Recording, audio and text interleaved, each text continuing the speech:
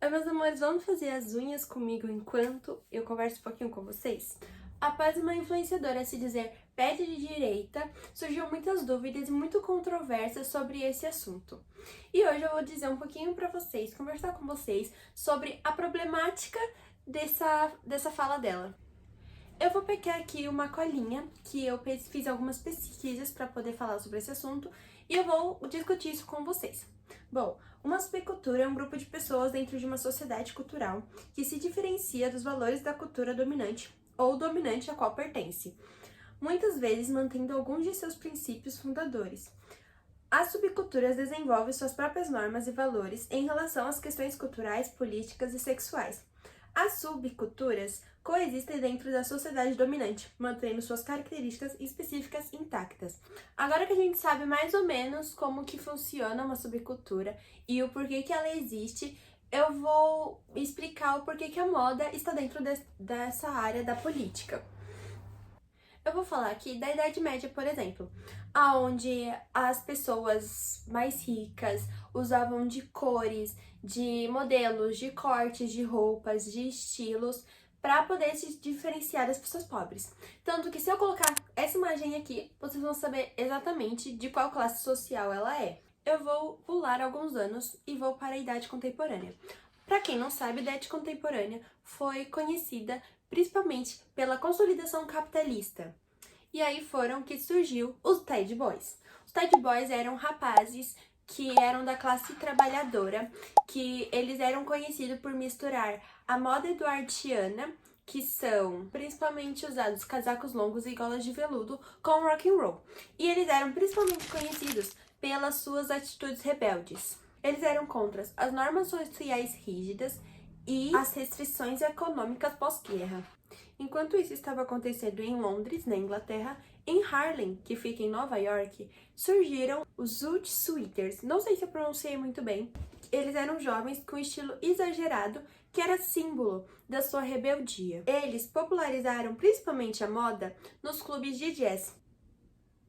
Eles viraram alvo de tensões raciais e os militares agrediam os jovens.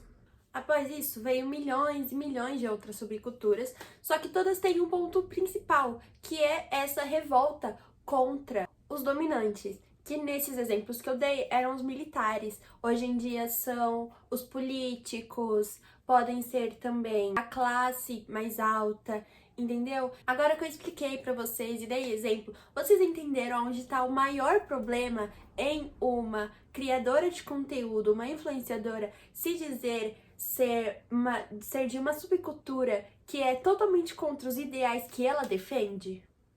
Eu estou um pouco me perdendo no assunto e estou esquecendo totalmente das minhas unhas, gente. Mas meio que é isso, a gente vive num mundo onde tudo é moda, onde tudo está nesse meio. E moda é cultura, cultura é política. Então você não pode dizer simplesmente que não tem problema ela se dizer dessa subcultura simplesmente porque ela gosta de usar roupa de tal jeito, se maquiar de tal jeito. Gente, você se vestir do jeito que você quer, se maquiar do jeito que você quer, não é o problema. O problema é você apagar totalmente uma história que teve, sabe? Apagar toda a existência dessa subcultura simplesmente porque você gosta desse estilo. Não é assim que funciona, entendeu? Você não pode se dizer da subcultura apenas por ter o mesmo estilo, apenas por ter o cabelo parecido, por gostar das maquiagens, por vestir a mesma roupa que eles, entendeu? Não é assim que funciona. Pra você estar numa subcultura, você tem que estudar, você tem que saber o porquê que a subcultura existe, o que que ela se opõe, porque assim, muitas subculturas foram oprimidas e você tem que saber o porquê disso, o porquê que você está dentro dessa subcultura, entendeu? Você tem que colocar os seus ideais com os ideais dessa subcultura para poder entrar nela. Tanto que uma coisa assim que eu percebi há um tempo atrás, por exemplo, eu tenho uma amiga que ela é da subcultura gótica, mas ela foi muito criticada na internet simplesmente por ela não estar do jeito que os góticos se vestiam todo dia, sabe? Tipo, simplesmente por ela estar com uma camiseta preta básica e uma calça preta, eles falaram, nossa, você não é mais da subcultura, só porque você não está usando a roupa toda elaborada. E assim, gente, não é assim que funciona, né? Por favor. Você não pode confundir esses dois extremos. Um assunto aqui, que aproveitando que eu ainda não terminei a minha unha, e eu queria muito entrar aqui com vocês, é na questão da cor do ano. Porque assim, como eu disse, tudo na nossa vida, a moda está nela.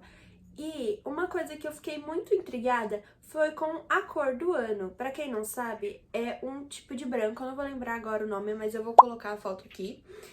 Ela é basicamente um branco, gente. E para um ano que estava previsto o volta do maximalismo, a morte das clean girls, a morte do minimalismo, sabe?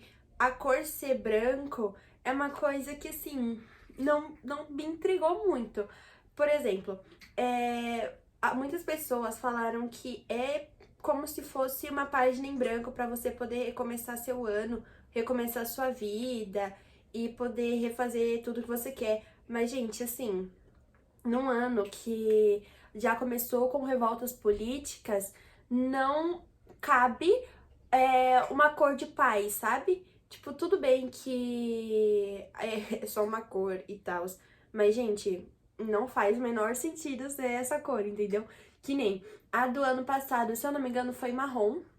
Foi um tom de marrom. E, tipo assim, realmente todo mundo começou a utilizar isso, sabe? Em grandes desfiles e tal.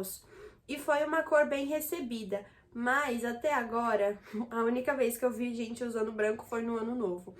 Tudo bem que a gente tá no começo do ano, né, gente? Mas a gente já tá em fevereiro e, sabe, não agregou a nada essa cor. Meio que é isso que eu queria falar. Gente, eu tô pintando minha unha de verde. Eu fazia muito tempo que eu não pintava com esse esmalte. Vou mudar totalmente o assunto agora. Mas fazia muito tempo que eu não pintava com esse esmalte. E assim, eu acho ele belíssimo. Olha o tom dessa cor. Eu usei ele na minha formatura do 9º ano. E ó, ele é lindo. Tá todo borrado, né, gente? Porque eu amo borrar a unha e depois eu limpo. Mas ó, e essas minhas 3 unhas aqui quebraram. Se eu fecho os olhos, minha mente desenha você. Tapo os ouvidos, mas consigo escutar sua voz. Só de pensar que nunca mais eu vou te ver. Dói, dói, dói. Que mundo é esse tão cruel que a gente vive? Então elas estão, tipo assim, bem pequenininhas, mas eu estou esperando elas crescerem. Eu tinha bastante mania de colar unha postiça por cima, só que eu estou sem cola de unha postiça. Gente, eu tenho muita unha postiça, mas estou totalmente sem cola.